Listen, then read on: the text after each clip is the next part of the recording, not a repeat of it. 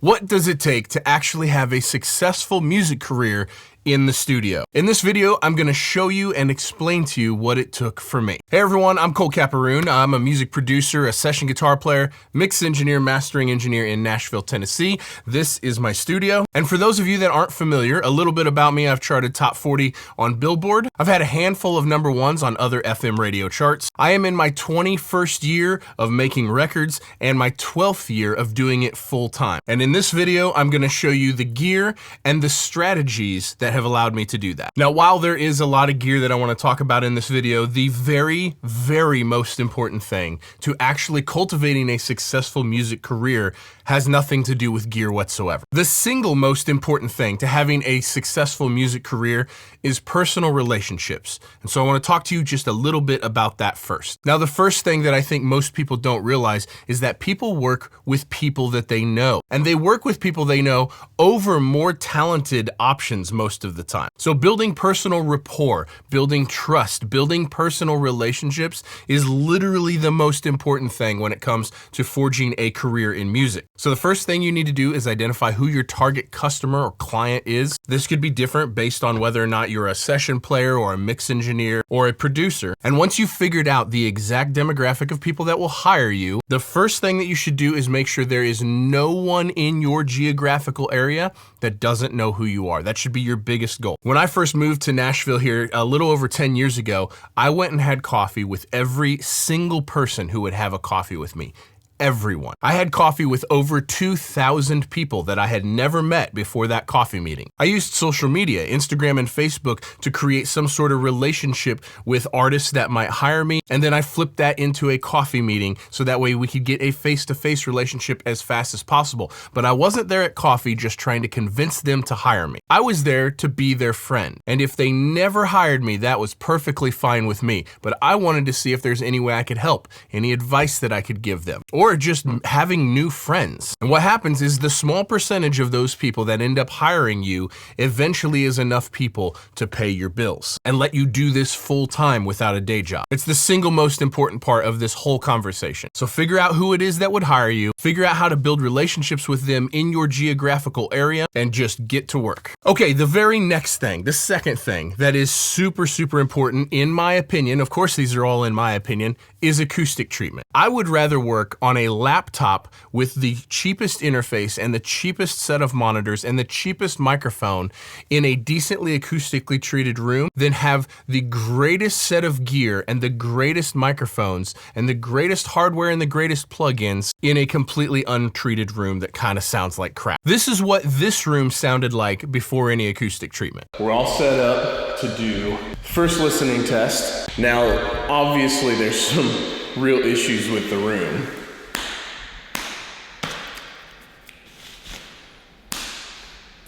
And obviously you can hear what it sounds like now. It is completely different. Now, the reason why this is important is because when you get rid of those reflections, you actually get to accurately hear what's happening in the music. And when you can actually hear what's happening in the music, then you get to make better decisions, better choices on creating tones, guitar tones, key tones, synthesizer tones, better choices on EQ and compression and reverb settings because you actually hear what's happening. When you're in an untreated room, what happens is the sound comes out the speakers and it hits your ears, but the sound comes out the speakers and it also hits the walls and it hits your ears, and it comes out the speakers, hits the ceiling and hits your ears, and it comes out of the speakers and it hits the wall behind you and bounces to your ears, and every one of those paths take a different amount of time. This is what we call phase smear. So when all of those different echoes are hitting your ears at a different amount of time, it is quite literally impossible to accurately hear what's coming out of the speakers, making it much harder to dial in tones and to make good mixes. So the very first thing that anyone should do if you're looking into acoustic treatment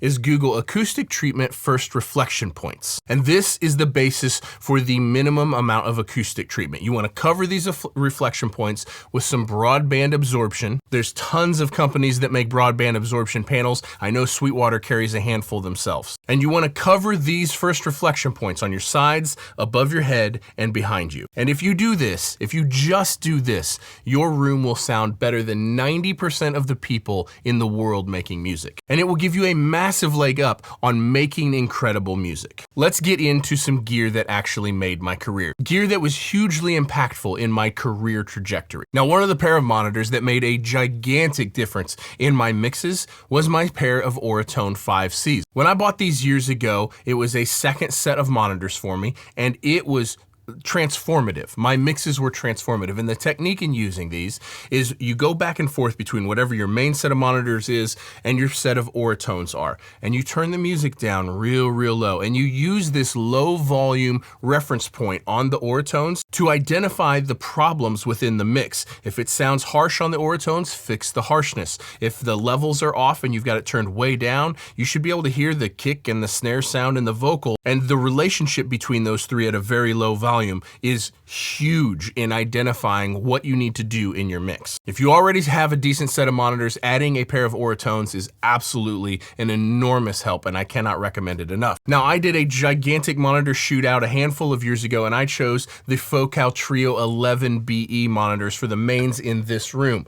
They're just absolutely amazing. They have an focus mode that is absolutely incredible and kind of does like an NS10 sort of thing. And it's the appropriate size monitor for my room here. I can't recommend them enough, but they are too big for a lot of people's rooms, and they are definitely not inexpensive. Another step down from that is what I have in all of my surrounds here is the Focal Solo 6. These are fantastic monitors and well suited for most people's studio size. Can't recommend them enough. Another step down in budget from that would be the Neumann KH120s, which I'm now testing in Studio B, and I will likely be doing a video on my own channel about those in the future. I really like them so far. And the budget monitor that I recommend by far the most is the Presonus Eris Pro. I've had the 8-inch version in Studio B, and I worked on those for a little over a year. They're absolutely fantastic, and they punch way above their price point. Having a good set of monitors in a decent acoustically treated room is the most important thing behind personal relationships. In my opinion, this is where all of your investment should go first. Now, unfortunately, I can't really let you hear monitors on a YouTube video, so let's get to some stuff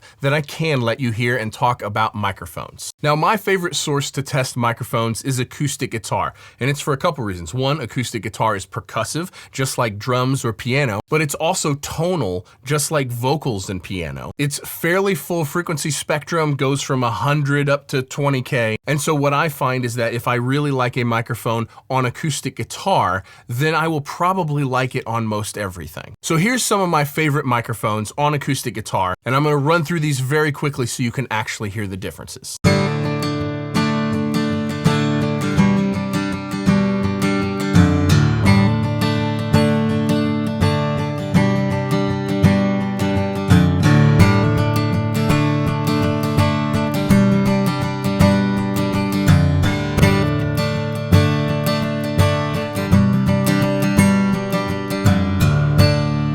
Now, I'm real curious. Let me know in the comments down below which one of these you preferred on acoustic guitar. Which one was the most pleasing to your ears? Now, I've got to say that the two microphones that were the most transformative to my career and to my vocal sounds was the Manley Reference Cardioid and the Lawton Audio Atlantis. I think both of these microphones are absolutely fantastic. The Manley is much better on more aggressive stuff. I like it on rap, I like it on aggressive pop, and I like it on metal. The Lawton Audio Atlantis sounds good on literally everything, but it is less aggressive than the Manley. And if I lost all of my microphones today, if they were all gone, those would be the first two that I bought. Now we're getting on to some gear that made a huge difference in what I was able to do sonically with the music that I was working on. First, let's talk about mic pre's. When I got my first dedicated mic pre's hardware unit, it was really transformative with how much better the microphone sounded. This was a Vintech 273, was my very first one. Neve 1073 style, and I was blown away by how much better it sounded going through that dedicated mic pre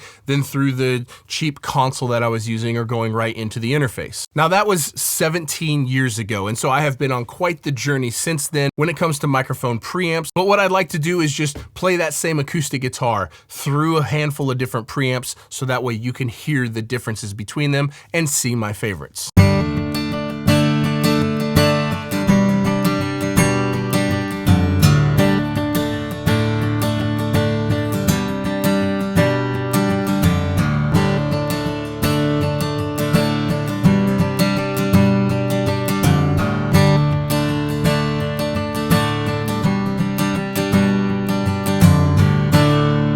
Let's move on to compressors.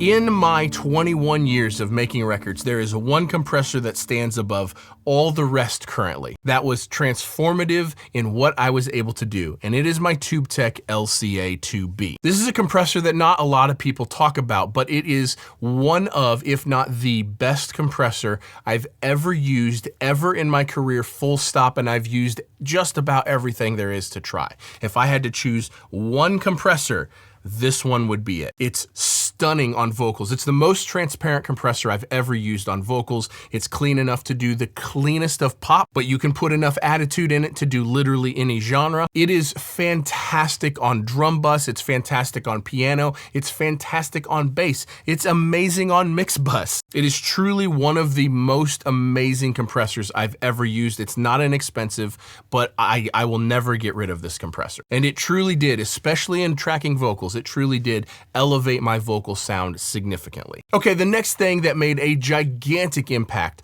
on what I could do with music is putting microphone pre's on my mix bus. Now, for those of you that have followed my channel for a long time, you've heard me talk about this ad nauseum. For those of you that are new to me, let me walk you through this. Way back in the day, when I got that Vintech 273, I was trying to get more color into my mixes, more saturation, more transformer love, just to get rid of some of the digital harshness. Now, when summing first started coming out and everyone was freaking out about summing boxes, I didn't have the money to buy summing boxes, to buy additional interfaces, to use summing boxes, to buy all of the additional cabling and snakes that it takes to set up to mix with summing boxes. And I was like, how do I get the closest to that thing that everyone's talking about? The size, the depth, the three-dimensionality, the character, the lack of digital harshness. How do I do that without summing? And I was like, what if I just put some mic pre's across my mix bus? And my God, was that a transformative moment for me. I took that Vintech 273 that I just talked about earlier,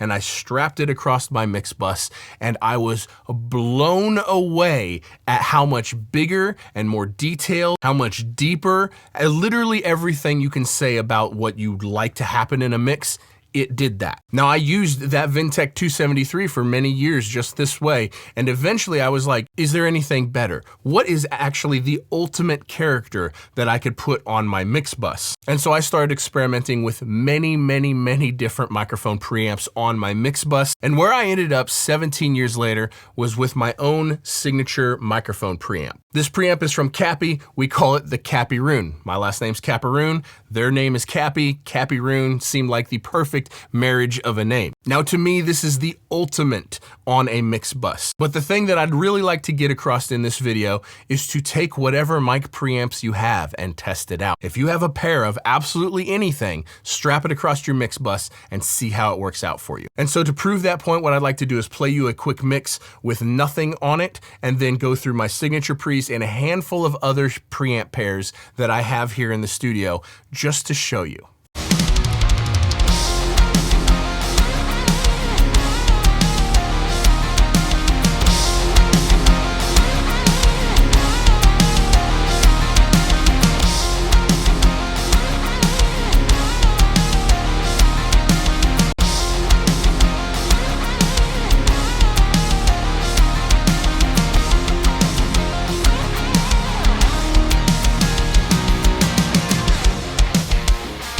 Okay, the next thing is more mix bus stuff, and it was honestly when I started using a hardware compressor on my mix bus. Now, things have come a long ways, and plugins are real good now compared to what they used to be when I started doing this. But I like having the most important parts of my chain in my mix as good a quality as humanly possible, and the sound that is most pleasing to my ears personally usually is hardware. Not always, but usually. And so I did a giant mix bus compressor shootout. If you go to my Instagram and scroll way back many years, you'll be able to find it. I documented every compressor that I tried out, and I landed on the Serpent SB4001 for my mix bus. This is an SSL style compressor, a true quad comp, and it sounds delightful. Nowadays, I'm using the SSL bus plus in its place, and I've also added the SPL PQ hardware EQ. The plug-in version of this is stunning as well. So if you can't acquire a hardware, which I totally understand, get the plug-in versions of these. But here is the difference a really good mix bus chain can make to your mixes. Here's with and without.